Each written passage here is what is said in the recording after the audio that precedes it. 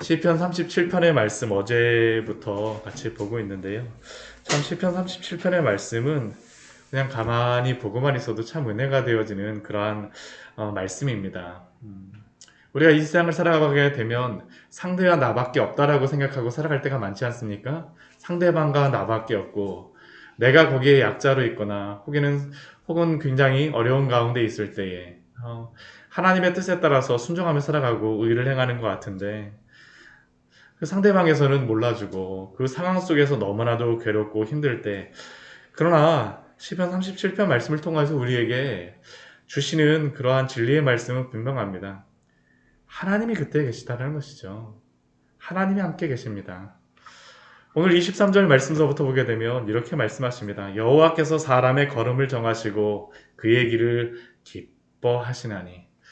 우리는 우리가 갈 길을 우리가 정하고 우리의 걸어가는 속도도 정하고 우리의 보폭도 우리가 정한다라고 생각을 하지만 23절 말씀은 우리에게 여호와께서 사람의 걸음을 정하시고 그의 길을 기뻐하신다라고 말씀하십니다. 물론 하나님이 한 걸음 한 걸음 왼쪽으로 할지 오른쪽으로 할지 그것을 정한다라는 그러한 의미는 아니죠. 그러나 하나님께서 우리와 함께 하시며 그 걸음을 정하시며 또 그 인도하시는 그 길 가운데에서 우리를 기뻐하시고 즐거워하신다라는 게 얼마나 우리에게 위로가 됩니까? 그런데 이렇게 우리가 막 하나님이 함께 하시는 그 걸음 속에서도 우리 24절 말씀을 보게 되면요. 넘어지지 않는 것은 아닙니다. 넘어질 수도 있다라고 말합니다. 그는 넘어지나. 그러나 은혜가 무엇입니까? 아주 엎드러지지 아니함은 여호와께서 그의 손으로 붙드심이로다. 잠언 24장 16절 말씀에서 대저 의인은 7번 넘어질지라도 다시 일어난다라고 말씀하시는데요. 때로 우리가 하나님의 정하신 하나님이 그 뜻 가운데에 그 은혜의 길을 가고 있다가도 넘어질 수도 있지만 그러나 하나님이 그곳에서 일으켜 주신다라고 약속을 하시는 겁니다. 이게 참 저는 오늘 23절 말씀, 24절 말씀을 해서 너무 좋더라고요. 사람의 걸음을 정하시고 그의 길을 기뻐하시나니. 오늘도 하나님께서 우리의 갈 길을 인도하여 주시고 붙들어 주시는 줄 믿습니다. 이렇게 오늘 시편의 그 30편, 37편이 다윗의 시인데요. 이 다윗이 하나님이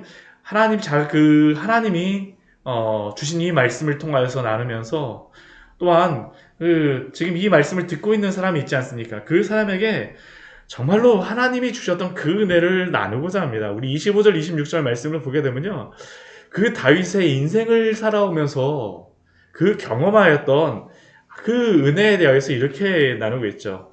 내가 어려서부터 늙기까지 의인이 버림을 당하거나 그의 자손이 걸식함을 보지 못하였도다. 경험을 통하여서도 하나님께서 의인을 버리거나 또한 그의 자손까지도 그 걸식하면서 다니는 것이 아니라 붙들어 주신다라는 것을 보았다라는 겁니다. 그 의인은 어떻습니까? 종일토록 은혜를 베풀어 주고 꾸어주니 그의 자손이 복을 받는도다. 이게 보면 부유하다라 해갖고 나누는 건 아닌 것 같아요. 그렇죠? 정말로 하나님께서 그 마음에 은혜를 주시기 때문에 마음을 풍요롭게 하기 때문에 나눌 수 있는 것이지 무엇인가가 많아서 나누는 것 같지는 않습니다. 종일토록 은혜를 베풀고 꾸어주니 하나님께서 은혜를 부어주시기 때문에 또 그 은혜를 따라서 베풀고 꾸어줄 수 있는 것입니다. 그의 자손이 복을 받는도다. 27절 말씀을 보게 되면 이렇게 말씀하죠. 그 의인을 향해서 악에서 떠나 선을 행하라. 그리하면 영원히 살리니.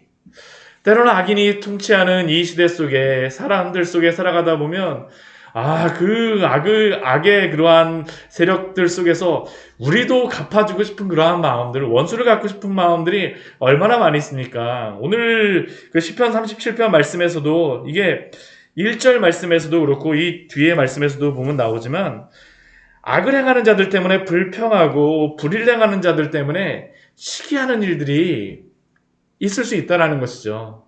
그러나 그 우리가 억울함 때문에 불평하고 시기하는 그러한 모든 것들 떠나라는 겁니다. 대신 뭐라고 말씀하십니까? 선을 행하라. 그리하면 영원히 살리니. 왜 이러한 말씀을 주시겠습니까? 하나님이 붙들어 주시는 것이죠.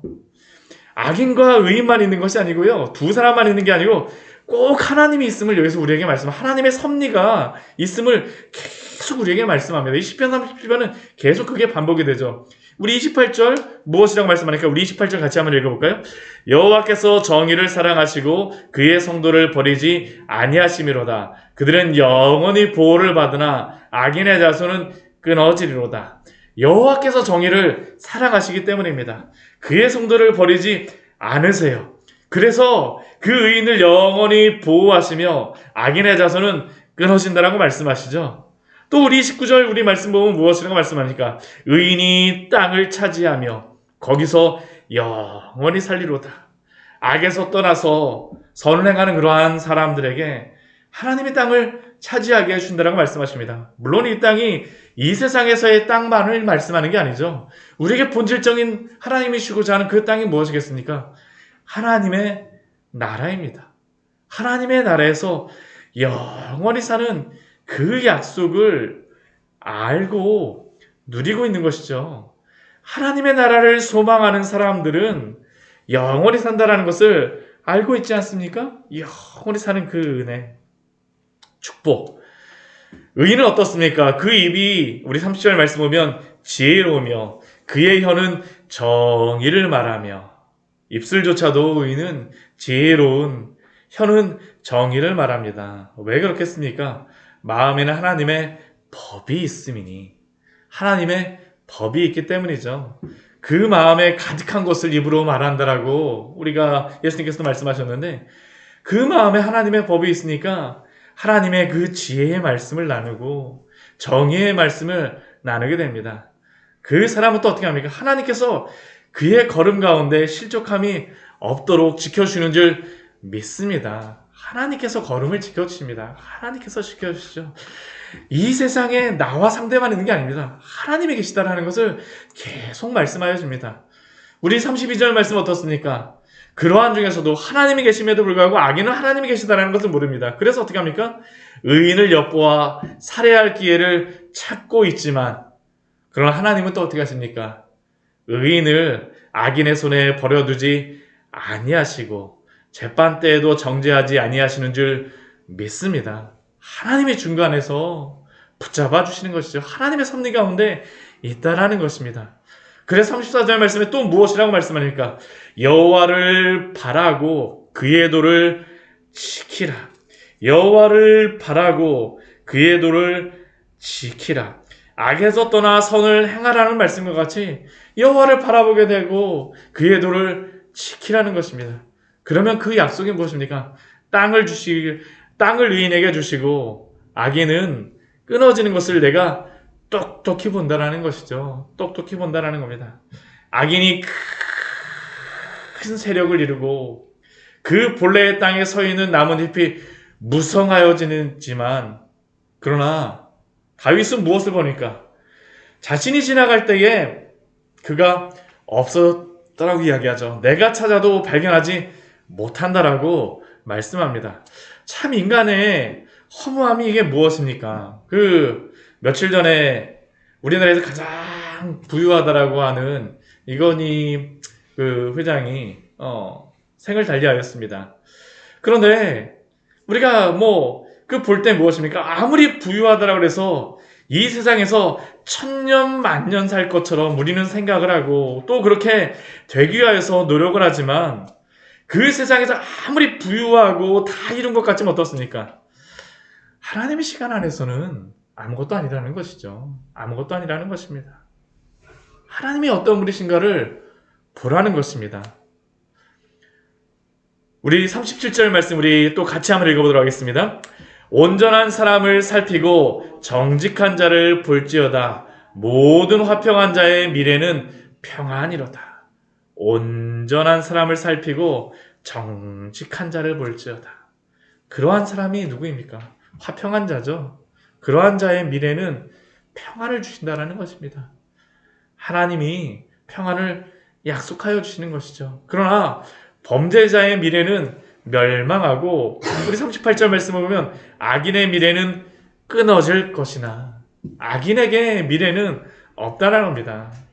의인에게는 그 미래에서 하나님께서 영원한 평안을 주실 것이지만 악인의 미래는 소망이 없다라는 것이죠. 왜 그렇겠습니까? 39절 말씀 이렇게 말씀합니다.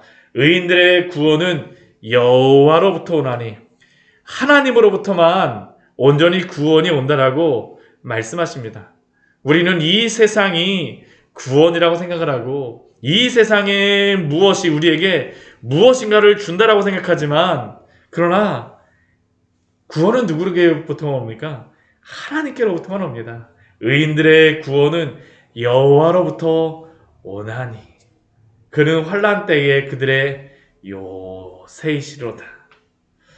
오늘도 이러한 하나님의 그 구원이 날마다 누리시는 귀한 축복이 있기를 축원합니다. 여호와께서 그들을 도와 건지시되 악인들에게서 건져 구원하심은 그를 의지한 까닭이로다. 하나님을 의지하는 자에게 날마다 하나님께서는 그 도우시는 은혜 가운데에 건지신다라고 약속하여 주십니다. 우리 시편 37편 말씀은 우리에게 분명하게 말씀합니다. 우리가 며칠 전에도 그 어떠한 분하고 이야기를 하면서 했던 게 정말 이 순간순간을 보게 되면 정말 우리에게는 소망이 없는 것 같습니다. 이 상황만 집중하게 보게 되면요. 그게 너무나도 커 보입니다. 너무나도 커 보여요. 그런데 우리가 분명히 믿음 안에서 볼 수 있는 것은 무엇입니까? 그것이 전부가 아니라는 것입니다. 하나님께서 그 순간에도 하나님의 백성들을 붙잡아 주시고 건지시고 구원하여 주심을 보라고 우리에게 말씀하여 주시는 줄 믿습니다. 상대와 나만 있는 것이 아니라 하나님이 오늘도 붙잡아 주시니 그 은혜 가운데에서 평안을 누리시며 소망 가운데 오늘도 지내시기를 축원합니다. 같이 기도하도록 하겠습니다.